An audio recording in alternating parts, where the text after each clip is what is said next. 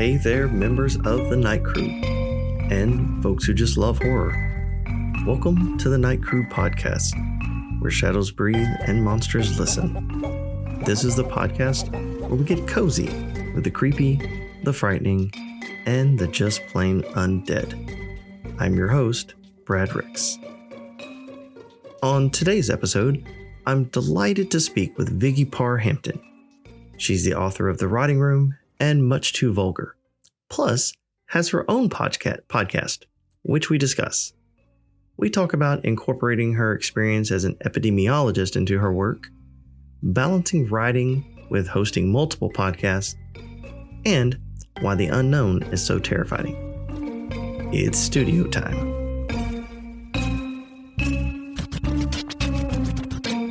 All right, so today I'm thrilled to welcome Viggy Parr Hampton with me in the virtual studio. She's an author, a podcaster, and assuming I read your bio correct, an epidemiologist? Okay, so that's kind of awesome. So, Viggy, how are you this evening? I'm doing great. How are you? I'm doing well.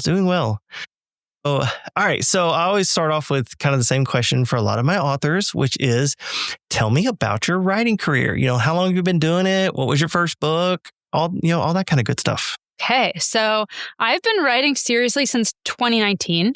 I did not publish until 2024. And during that time, I got an agent. We went on submission. COVID happened. Everything got stalled. I ended up parting ways with my agent. And then I said, I don't want to wait anymore. So I published A Cold Night for Alligators in 2024. 6 months later, I published Much Too Vulgar. And then in April of this year, I published The Rotting Room. So I've got 3 published novels and then a bunch of short stories and collections.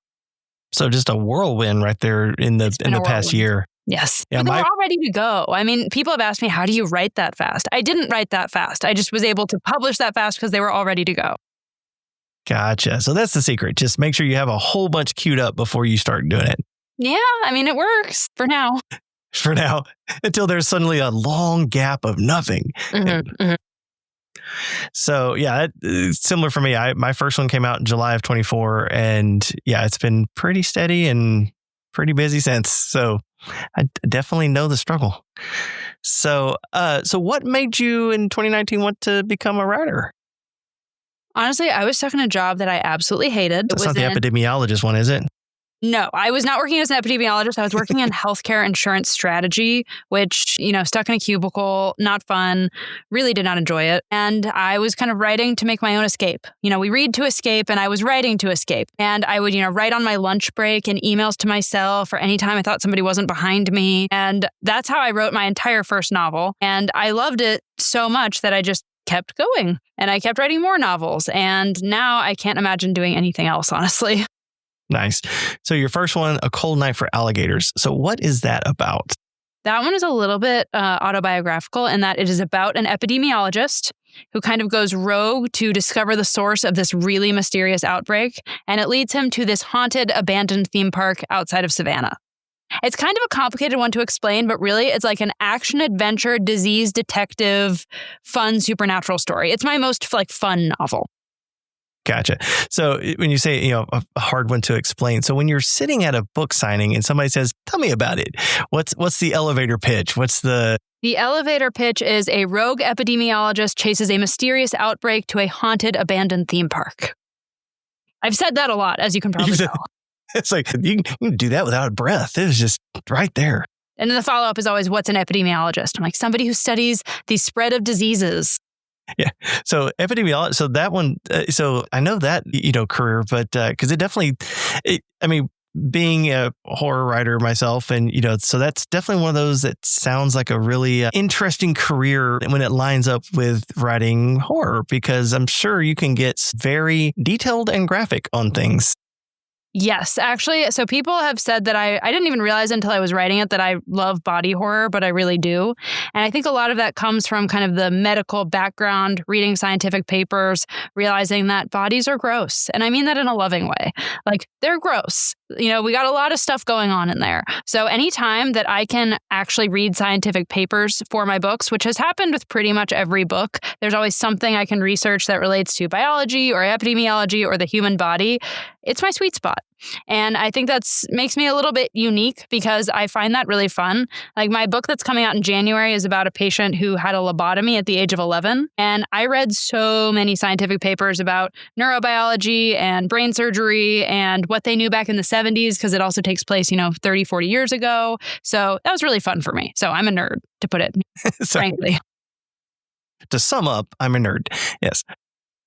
So do you find it then when you're writing in your books and you're getting into some of the body stuff, how hard is it to not be very clinical in your writing versus the normal, descriptive kind of free for all writing that we for not for lack of a better word right now that we typically write versus more of a scientific study, clinical type writing?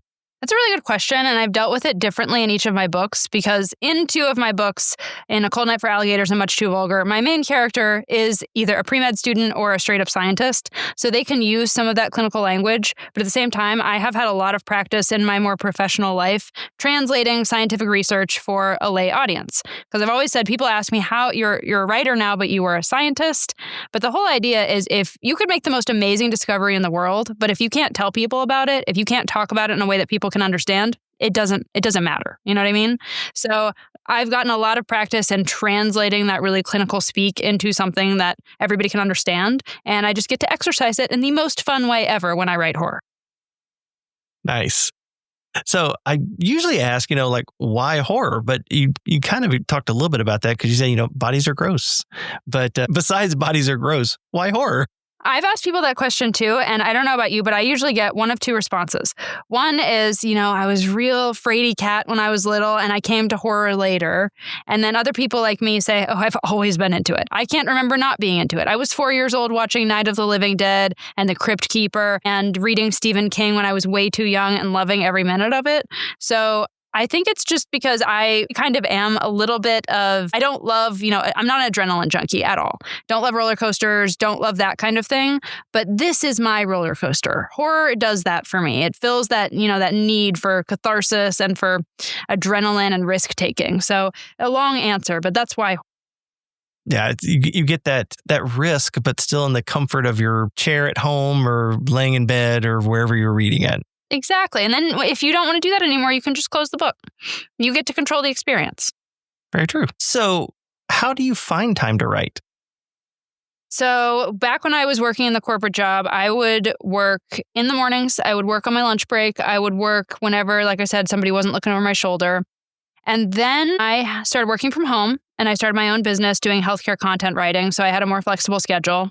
And then I had kids and it got really hard. So I would just write during nap time or anytime they were asleep. And now that they're both in school and a little bit older, I have a lot more time. So I thought as soon as they started school, wow, I'm just going to have so much time. And now all my work has just expanded to fill the time that I have. And I love it. I'm writing more than I ever have before. But yeah, for a long time, it's just been about like hyper efficiency. Yeah, it's whenever time you can find kind of thing. Yes. So where do you typically find inspiration for your stories? I find it everywhere. I mean, I love reading this website called Atlas Obscura. It's where I actually got the idea for the Rotting Room because they post articles about interesting places in the world. And usually they're a little macabre. They're a little bit weird. They're a little bit dark. And I find these and I think, okay, that's a good idea. Let's build something around it. Or like most people, I'll just be walking around and somebody will be saying something. And I'm like, there's a story there.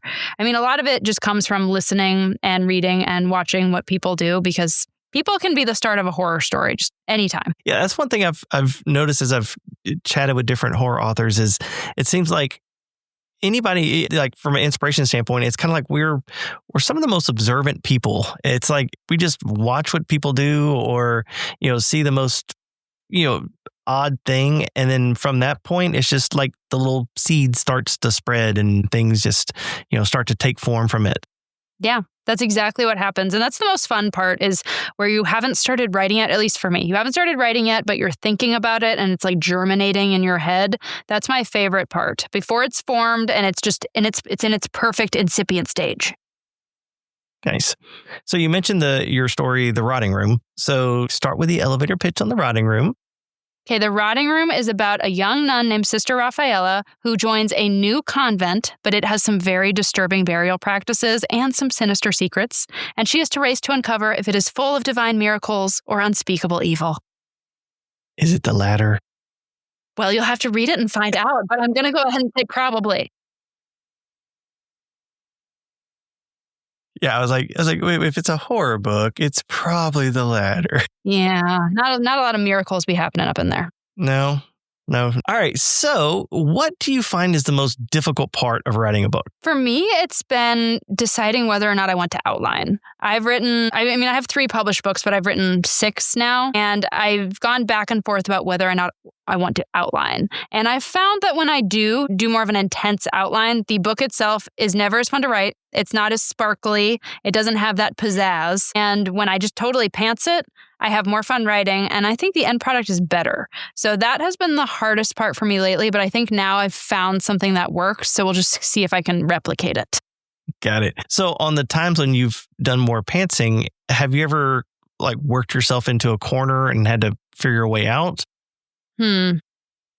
I'm sure I have. That happened more with my first book, A Cold Night for Alligators, because I have a lot of different POVs and it's a very strange story. So I would backtrack, and I had to edit that one the most. But I mean, especially with the first novel, you have to rewrite most of it. And sometimes with the second novel and the third novel too.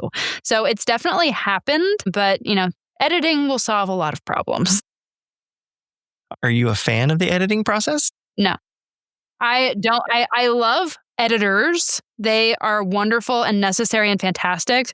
I do not love editing. I think if I could write the whole thing and it's perfect as soon as it leaves my fingertips, I would be so happy, but I know that's not realistic.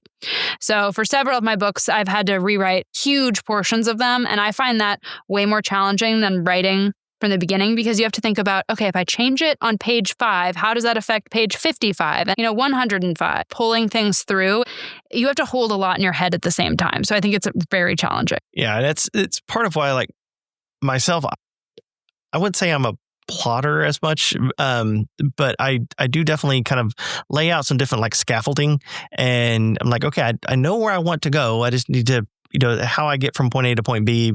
I kind of figure that out as I'm going along, but at least I kind of have a path, because I'm always afraid I'm going to get 30,000 words in and be like, and crap, yeah. I'm in a corner. So yeah, I always try to give myself some kind of a little direction that I want to go. I would say mine isn't, it sounds kind of like that. It's a loose collection of ideas, maybe some scenes, maybe some dialogue. And I generally know what I'm writing towards. I just don't always know how I'm going to get there. And that's where the pantsing comes in. Gotcha. Yeah, I've chatted with some folks who were just like, nope, I just sit down and start typing. I'm like, I don't know how to do that. I don't know if I need something. I need some spark that says, write this now and go in this direction. Yeah. So of the books that you've written, what would you say is your favorite? Much Too Vulgar. I know a lot of people like The Rotting Room. That's getting a lot of love right now, which I am so thrilled about. But Much Too Vulgar, I'll give you my elevator pitch. It is about a very disturbed pre-med student who, when she doesn't get into this research program, she decides to eliminate any of the competition in front of her. And it's not supernatural. It's very psychological. And I love this one because I tell people I'm a very nice person. But I'm nice because I can get out all my evil on the page. And my main character in Much Too Vulgar is all of my nasty thoughts. And she does all the things that we wish we could do. So that one has a special place in my heart, and I really love it. Gotcha. I've not read that one. I do have Rotting Room in my TBR, but I haven't read it yet. But yeah, I may have to jump over to Much Too Vulgar, because that sounds interesting too. It's a really fun one. It's one of those where people say I laughed a lot, but it was also horrible. So I'm doing something right. Yeah, it's always good if you can kind of mix those emotions together. That's always good. So you said you started writing in 2019. And you have stuff coming out. You said your next one comes out in January. How do you think your writing style or process has changed over the past few years?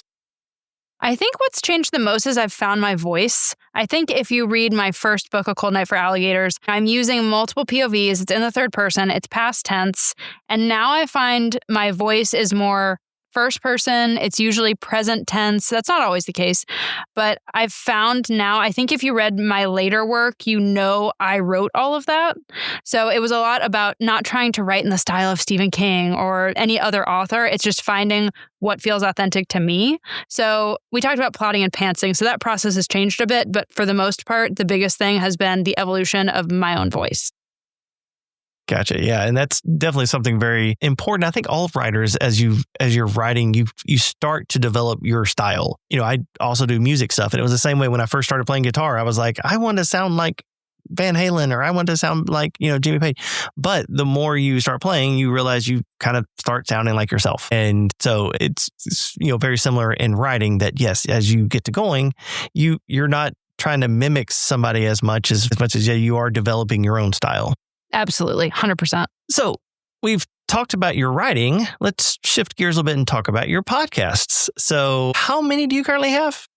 So I have one that's totally my own. It's called Horror, Humor, Hunger. You have been a lovely guest on it. Thank you so much for that. And it's about all things horror. And I also bring in recipes inspired by books I've written, which is the fun part. And I interview authors. I've had mediums. I've had exorcists. I've had, a little bit of everything on that one. Love doing that. And then I also have kind of a guest segment on Purgatory Media. It's called Tag Team Tales of Terror, because obviously I love an alliteration. I challenge fellow horror authors to create a story with me in 30-second increments based on a prompt I pull out of a hat. So that has been really fun, and I've never had anybody bomb. Some people have told me I don't want to go on that. I'm scared, which is totally fine. But if you can just open your mouth and say words, then you can do it. You can do it. And it's a great way to get rid of writer's block if anybody ever has that. That sounds interesting. I need to check that one out. It's a fun one. We had Rachel Harrison on most recently, and she was great. Everybody has been great, though. Yeah, I'll definitely have to check that one because I haven't listened to that one. I've listened to your other one, but yeah, I haven't listened to that one yet. That sounds very fun though. So it's interesting. We've had, like I said, some very fun ones. Some of that probably definitely depends upon the characters that you've had on the. Yeah, definitely. Everybody has a very different style, and I just kind of follow their lead. So yeah, we've had ones that are funny. We've had the ones that are very dark. We've had cannibals. We've had deep sea diving. I mean, we've had a little bit of everything. Which one or what guest has been kind of the most out there? Oof. Okay, but the one coming up for October, and like I said, everybody was fantastic, but the one coming up for October is DM Gay, and she writes the Demon Mart series, and hers was hilarious. Like, we had so much fun with that one. I don't want to give it away, but it involves a were creature that is not a wolf. So a were creature is not a wolf. Mm-hmm. Mm-hmm. And you won't guess it, so I'm not going to give it away. Nope. Okay. I won't even try because I know there's a lot out there. There's a lot. I mean, I do a monster podcast, so I mean, there's a whole bunch of creatures that could be. So, why did you want to get into podcasting? Honestly, so I started podcasting before I started publishing, and I wanted to podcast to help me build an audience because I knew eventually I want to publish books. I just didn't know how that was going to happen at the time. So I thought I want something out there that's not just me giving book recommendations. I want to create something. So I started podcasting for that reason, to kind of build an audience and connect with people. And then I found that one of the best things about it, as I'm sure you've discovered, is you get to talk to super interesting people about interesting things. It is so much fun. Because, I mean, there's in many other scenarios, unless you're at a conference with people, it's hard to just go up and talk to them about, their careers and what they're interested in and what makes them tick. And having a podcast, you get to get right down to that right away in a way that everybody can enjoy. So that's a long answer. Well, and it's really hard at one of the cons as well, because it's either we have to find, each other, in between stuff, or we're start a conversation, but then somebody comes to our table. So we have to rush back to our tables. So, yeah. So and I would agree, this kind of platform, it does make to where, hey, we can just sit down and have a nice, fun conversation. Yeah, it's the best. It really is. It is. So what have you found as the biggest struggles in regards to podcasting?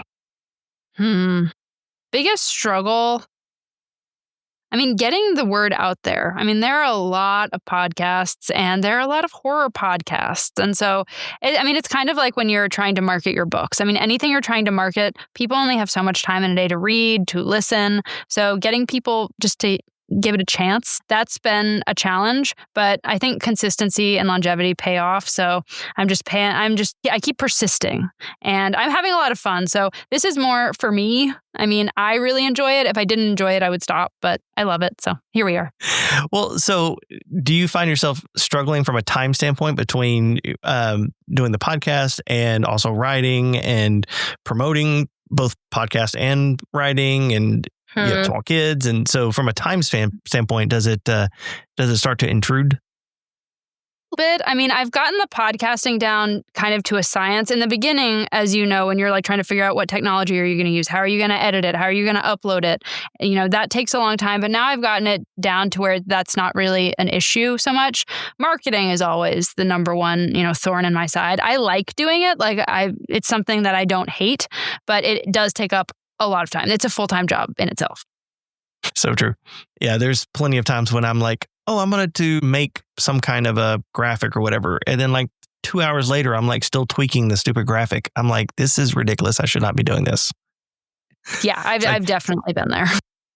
Yeah. Yeah. Gotta love those little time sucks. Mm-hmm. Yeah. Okay. So who would you say is your biggest literary influences? This is a tough question because non-horror. Okay. Because I'm sure when you ask that, people's like Stephen King. Okay. Non-horror. Okay, I've got one I bet you have never heard. So there's an author, his name is Garth Greenwell. He writes literary fiction and he's won a bunch of prizes. He has absolutely beautiful writing. And he actually was my high school English teacher. So yes, he taught my 10th grade English class. He was a fantastic teacher. And he, made us memorize sonnets and encouraged us to read poetry and Frankenstein and all of these different books that I wouldn't have necessarily picked up on my own. And I think he really inspired me to just give writing a chance. Because, this was when you're in high school. I mean, not a lot of people are, writing novels. But after he, taught my 10th grade class, he went off and became this pretty well-known novelist.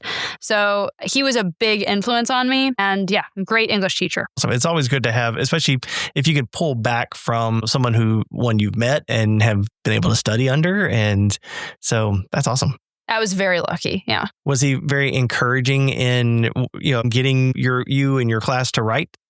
Absolutely. I mean, super encouraging, but he was also the kind of teacher who, He was harsh, but it was a kind of harsh. You know what I mean? Like he wouldn't deal with, disruption or anything like that, but he was also hilarious. So you knew that he was doing this because he cared. And that makes all the difference because when teachers are engaged, you can feel it. You can tell that they want you to succeed. And that's something I've benefited from ever since. That's awesome. All right. So here's a good question as I'm scrolling through my list of questions here. Do you read your book reviews? And if so, how do you handle the negative ones? So up until about a month ago, I read every review that I could find. And sometimes they're great. As you know, sometimes people are like, oh my gosh, this is the best book I've ever read in my life. And I'm feeling on top of the world. And then right next to it will be a 1-star that was like, I didn't even want to finish this trash. I'm leaving a review because I hated it so much. And I'm like, well, it's humbling. It keeps your head from getting too big. But I've kind of stopped doing that, not because I can't handle it. I think it's good actually to see some of those bad reviews too. And remember that everything is subjective, and this is a good thing. If we all liked the same books, there would be one writer, and that wouldn't be interesting. So I've grown a thick skin. A lot of that also came from going through the querying process. I've done that 3 times for agents, and after, months and months of hearing no's or just straight up nothing, you just kind of get used to it. And I'm just happy people are reading my work and taking the time to review it. Even if it's a bad review, you read my work. Thank you. Yeah, I had a 1-star, a lady, I guess she bought to hell with Hallmark, and like she said she got to like page 3 and there's a word that I use that she didn't like, and she was like, I'm done with that point. I'm like, well, you still bought it. Yeah, exactly. It's like, thank you anyway. Yeah, but you get a 1-star and like you get to like page 4. I'm like, really?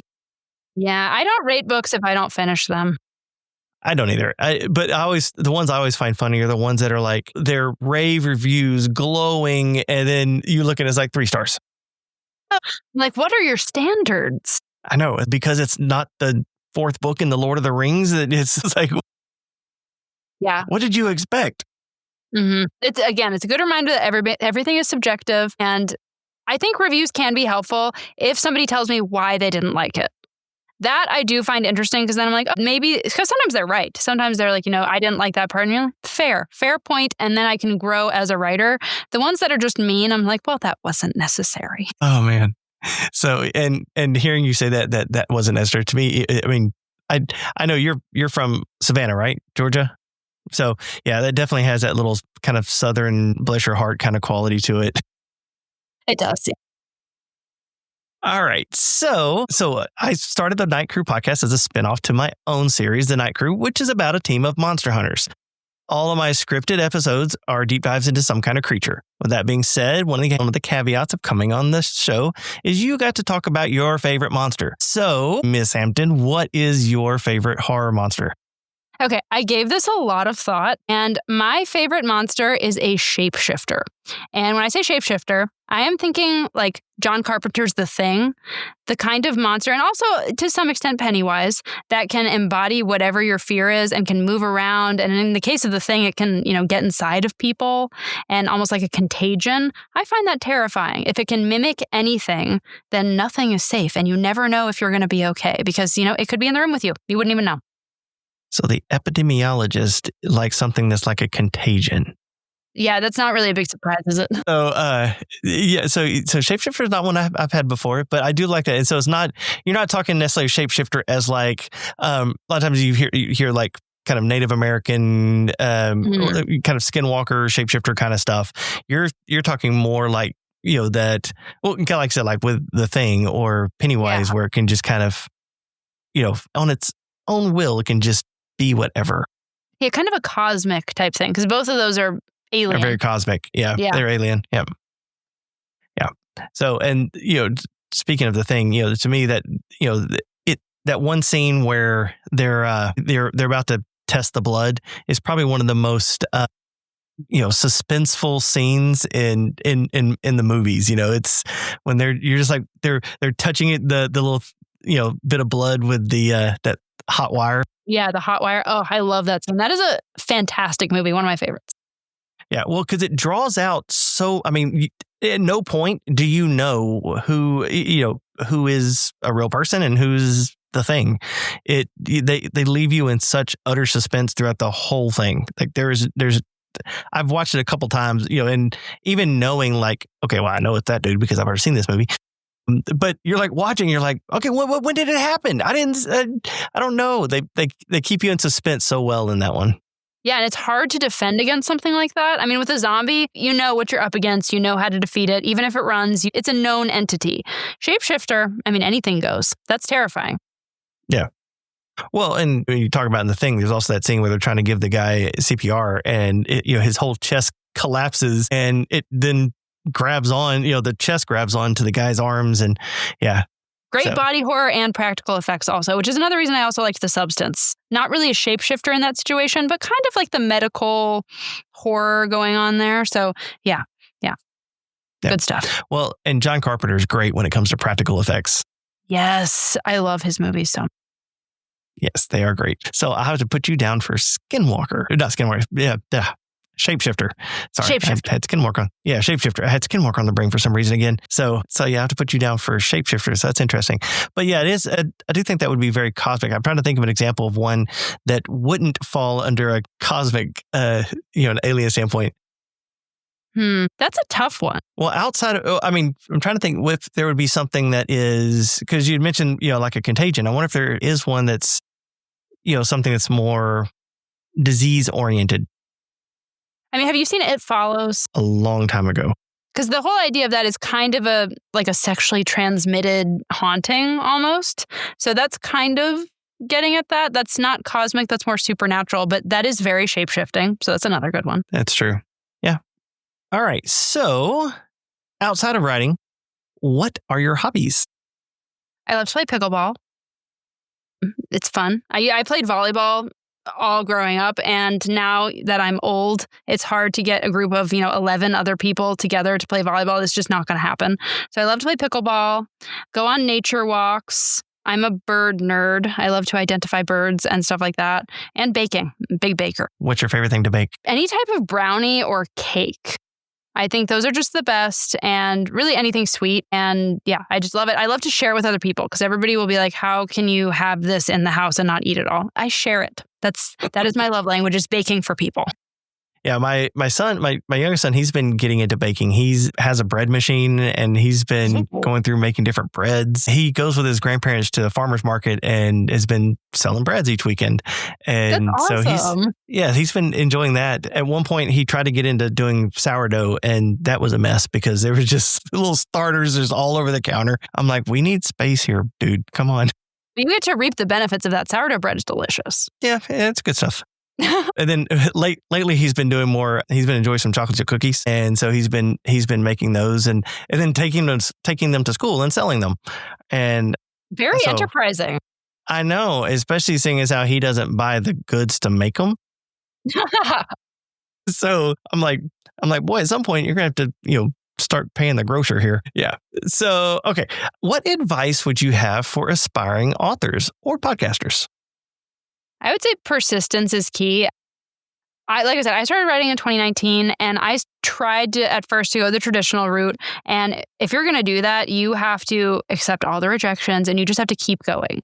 So I think it's a lot about persistence and believing in yourself, because part of the reason that I parted ways with my agent was they told me that, this book, Much Too Vulgar in particular, it's not going to sell. It's not good enough. It's not there. They also said that about The Rotting Room. And I love those books, and a lot of people do too. So I think a lot of it has to do with believing in your own self and putting stuff out there for people to read, because I firmly believe that the book you publish, it will be somebody's favorite book. And that is the best feeling ever. And I definitely agree. Yeah, persistence is key. And it kind of goes back to what you were saying earlier about finding your voice, because the more you do it, the more you're going to find what your voice is and make stories that fit you and not, trying to mimic somebody else. Yeah. And you have to be not afraid to put something aside if it's not working. Because I've had several novels even where they just weren't good enough and I'm not going to put them out. And I don't feel like that was a waste of time because I practiced and I learned and now I know what works and what doesn't. So it was still a valuable experience, even though I'm not putting it out there for people to read.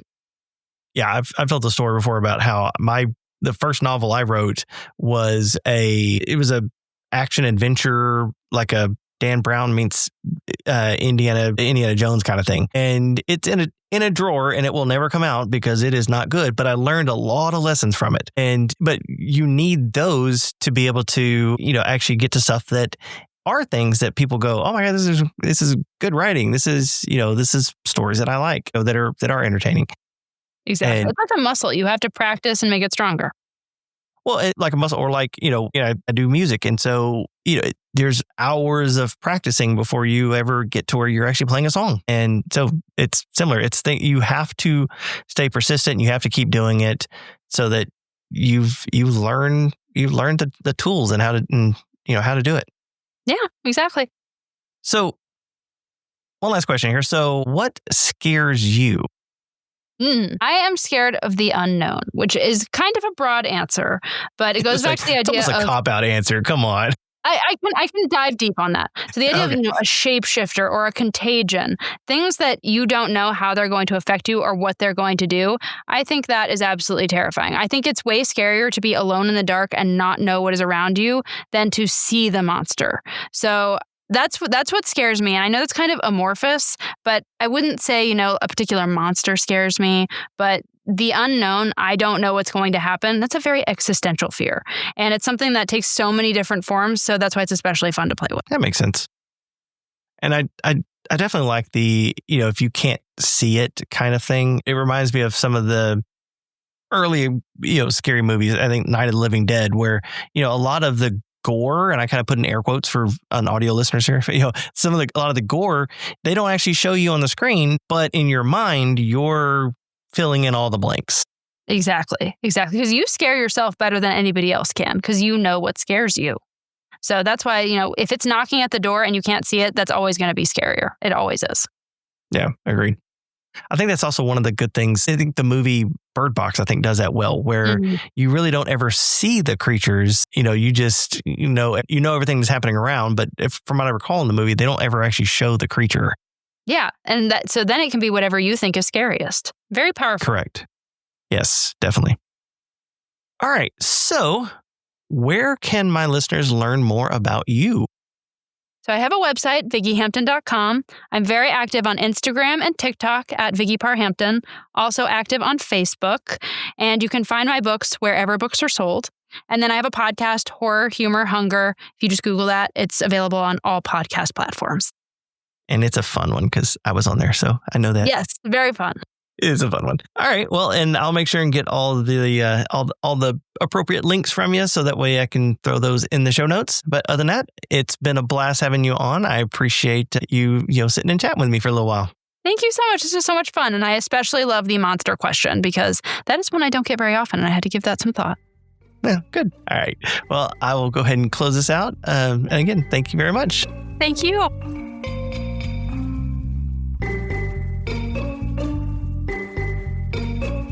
That's it for the Night Crew podcast and my conversation with Viggy Parr Hampton. I have links to where you can find Viggy in the show notes. Follow her on all the socials and definitely pick up her books. So, if you had a good time, make sure to follow the show, share it with a friend, and leave a rating. Hopefully, 5 stars.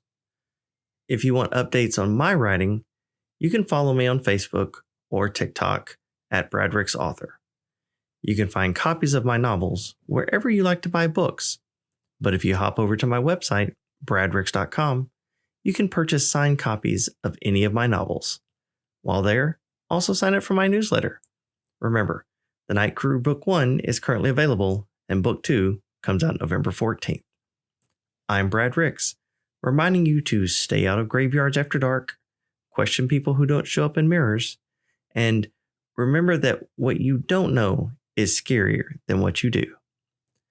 Until next time, keep your curtains drawn, your sense of humor sharp, and your blood inside your body. Thanks for listening.